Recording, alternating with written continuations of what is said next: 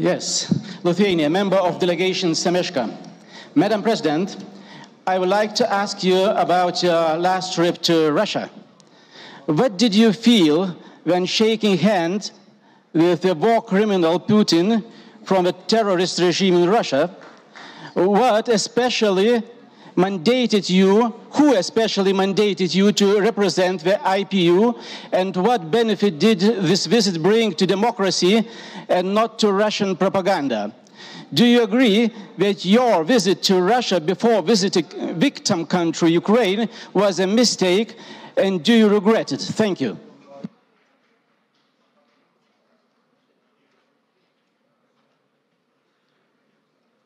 I will now give the opportunity to Ukraine. You have 2 minutes. Finally. Madam President, I will try to be as short as possible because I value our time and time of all our colleagues. You reported that you met with Putin. I want all of us to know that it happened just a few days after Russian missile destroyed the famous children's hospital Ohmadidiy in Kiev. Just a few days. And because of that, I have a few simple questions to Madam President. Really questions. And I and many of my colleagues, not only from 12 plus, but all around this assembly, also want to get the answers. First question, when the members of Governing Council will receive the full protocol of your meeting with Putin? Second question, did you discuss with him the IPU resolutions about Russian aggression to Ukraine? Third question, did you raise during this meeting the topic of kidnapped Ukrainian children?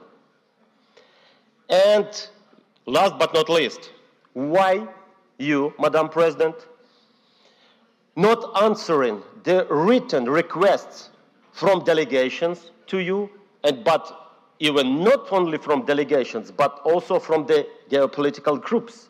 I mean, written requests about information. We already sent them and we didn't receive any answer. You know, we should understand that such meetings, they are just prolonging the war, but not stopping it.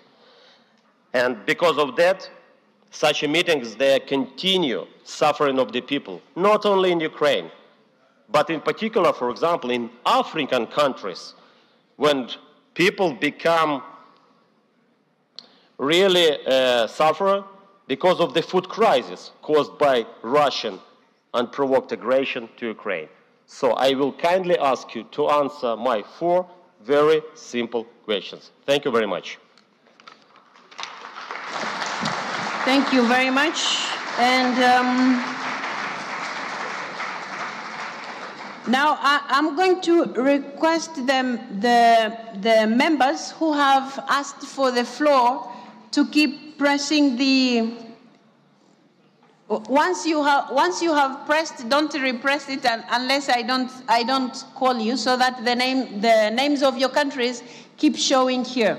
So I will call the ones that I can see here, but I have all the names, so don't worry. Now I was seeing the United Kingdom, but now it has disappeared. Okay, the Gambia. Sorry? Go ahead, please. Iraq? Go ahead. Shukran jazilan. Thank you, Madam President. Greetings to everyone present here today who came from all over the world, except for one country, a state that has been killing and committing murders and atrocities against civilians, women and children, and undermining all forms of life in Gaza and nowadays in Lebanon.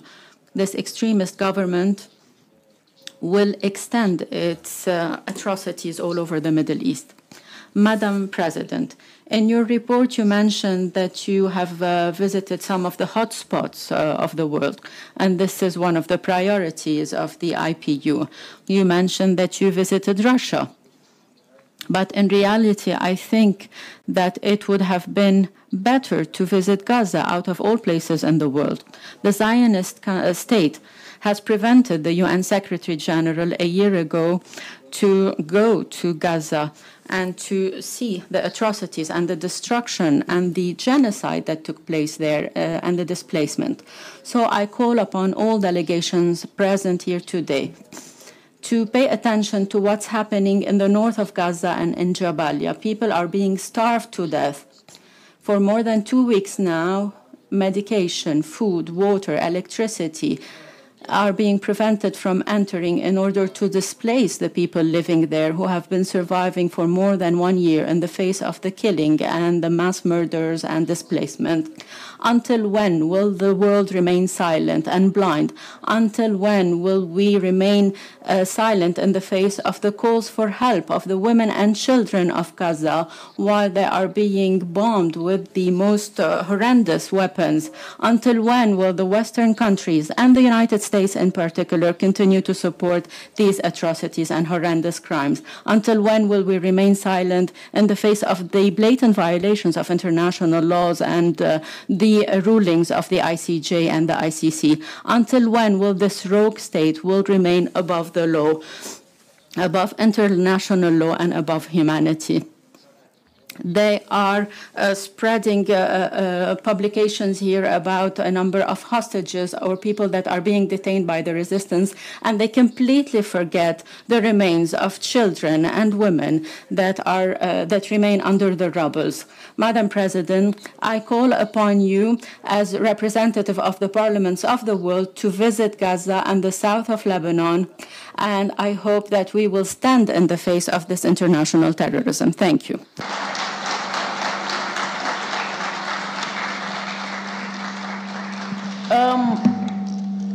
Is it working now, Ukraine? Okay, sorry, I have to do something. Just a second. Colleagues, a concern was raised by Iraq in respect of the report that I've just given you, and Iraq was questioning why did I visit Russia in the context of the war in Ukraine and not Gaza. I would like to inform my colleague that you might note that in November last year, I visited Palestine and I visited Israel and I met the leaders. And that was my first visit after becoming president in October. So it's not like I have ignored what is happening in the Middle East, what is happening in Lebanon, what is happening in Gaza, and what happened in Israel. So I treat all the conflicts the same way. And you might also want to note the conflicts that we are talking about in the Middle East, the war that we are talking about in Ukraine, they are not the only conflicts that IPU is looking at. We are concerned about what is happening in Yemen. We are concerned about what is happening in Syria. We are concerned about what is happening in Sudan. We are concerned about what is happening in West Africa. We are concerned about what is happening in DRC. Lithuania asked specific questions. Who mandated you to visit Russia? Why not Ukraine first? The letters were sent out, dear colleagues. The letters were sent very explicitly. They explained, and if you need copies of those letters because they are not secrets, you can always have copies. Letters were sent to our counterparts in Ukraine. Letters were sent to our counterparts in Russia. My visit was to begin with Ukraine. Ukraine responded the dates that we were ready to visit them. Mr. Zelensky and Mr. Speaker would be in New York for the NATO meeting. Would I have stopped them? No. It would be wise. In any case, I don't have such powers. Now, because the meeting of BRICS was taking place, would I stop going to Russia because Ukraine is not ready to receive me because of time? No. Why? Because IPU stands for dialogue.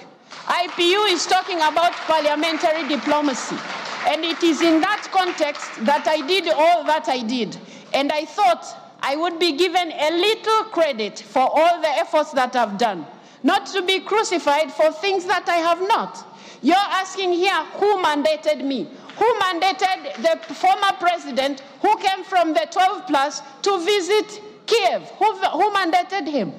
please, I think we have to reach a point where I have explained myself several times to you 12 plus, to everybody else who cared to understand. If you have a feeling like I went to Russia without going to Ukraine first, I have told you several times, letters were sent out. I wouldn't turn out my visit to Russia because I'm unable to reach Ukraine. You didn't ask me similar questions when I visited Israel, did you? You didn't ask me similar questions when I visited Palestine, did you? You're not going to ask me similar questions when I visit Sudan. You're not going to ask me similar questions when I visit other places. I think, colleagues, let's have trust. You have elected a president who is supposed to deliver to her mandate. You have elected a president who is supposed to deliver to her mandate, and I think you are dealing with me unjustifiably, which is not fair to anybody. The questions that you have been raising, I have responded them to the best of my knowledge and to the best of my objectivity in all this matter. And you must know, I would not have asked to meet Mr. Putin if it wasn't for Ukraine. My commitment to doing that, and this is not the first place I'm visiting. Why is it that is looking like I have met this person and therefore the president of IPU has all of a sudden become a monster? Please treat me with dignity the same way I am treating you with dignity.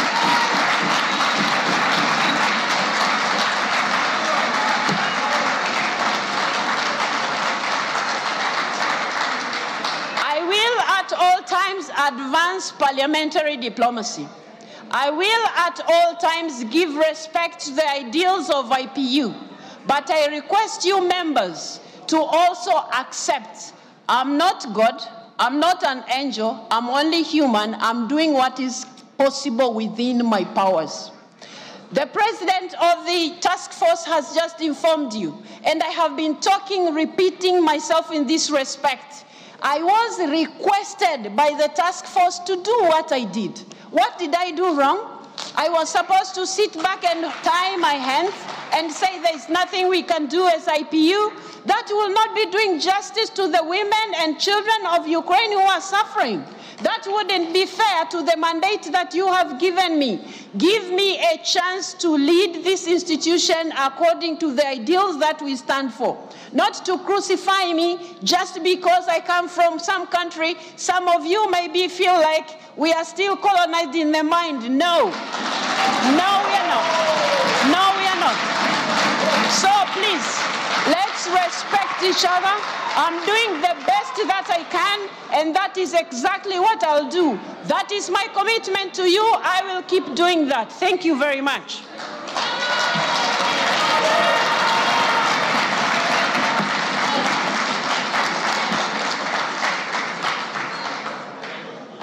Some issues have been raised here, very specifically wanting me to say, somebody said they want the full record. I did not record the meeting, so I don't have that record. Secondly, the resolutions were they have been shared several times, and I also mentioned them.